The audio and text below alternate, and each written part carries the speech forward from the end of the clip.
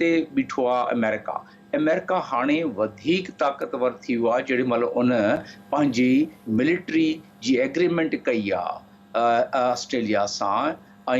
UK सां, ऐं पाण मिलाए त उन्हनि उते न्यूक्लियर सबमरीन बि उते लॻाए छॾिया आहिनि इन कम लाइ। त जेॾी महिल इन जो मतिलबु इहो थियो त जेॾी महिल अमेरिका ऐं उन जा जेके दोस्त आहिनि या उन जा एलाइज़ जेके आहिनि, जेॾी महिल चाहिनि उहे उन रस्ते खे चाइना लाइ बंदि कनि, ऐं चाइना लाइ उहो रस्तो बंदि थियणु माना उन्हनि जी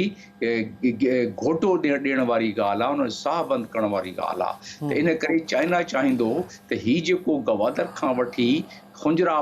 पास खां लंघी जेको उन जी वञे थो पियो चाइना में रस्तो, इहो आहे 5000 किलोमीटर, ऐं जेको समुंड जे रस्ते ते आहे उहो 16000 किलोमीटर पाणी में जहाज़ जी रफ़्तार ज़ाहिर आहे स्लो आहे, ऐं रोड ते उन ट्रकनि जी रफ़्तार तेज़ आहे। त उन्हनि जो सॼो जेको तेल आहे या सॼो उन्हनि जा जेके स्ट्रेटेजिक लाइन ऑफ कम्युनिकेशन आहे उहो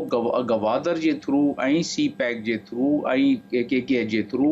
उहो हिफ़ाज़त सां पंहिंजे मुल्क पहुची थो सघे उन्हनि जे। ऐं उन खां अलावा गवादर हिकिड़ो इन्हनि जो स्ट्रेटेजिक लोकेशन बि आहे, जेॾी महिल चाहिनि उते पंहिंजी नेवी आणे था सघनि इहे। त इन जे करे पाकिस्तान में प्राइम मिनिस्टर इमरान ख़ान हुजे या XYZ ॿियो को हुजे, उन सां थोरी घणी त नाराज़गी ज़ाहिर कंदा, पर पंहिंजे प्रोजेक्ट खे बिल्कुलु बंदि न कंदा। हीअ त तव्हांजो जवाबु इहो थियो त कामयाबु रहियो या नाकाम रहियो, प्राइम मिनिस्टर इमरान ख़ान न हुजे हा, ॿियो को हुजे हा, उन में बि एतिरी कामयाबी थिए हा या इन खां थोरे जेस्चर अञा वधीक सुठा मिली वञनि हा। पर जेको चाइना जो इंट्रस्ट इन वक़्तु पाकिस्तान में आहे, उन इंट्रस्ट खे ज़हन में रखंदे इहो तव्हां सोचो त आईंदे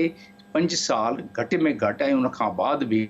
पाकिस्तान जी सी पैक जी अहमियत जे करे पाकिस्तान जी दोस्ती त पंहिंजी जाइ ते, पर उन सां कोई इहो न थींदो त बिल्कुलु रस्तो वास्तो घटाए उहो सी पैक खे ख़तमु करे छॾंदा। उहो चाइना जे पंहिंजे इंट्रस्ट में आहे।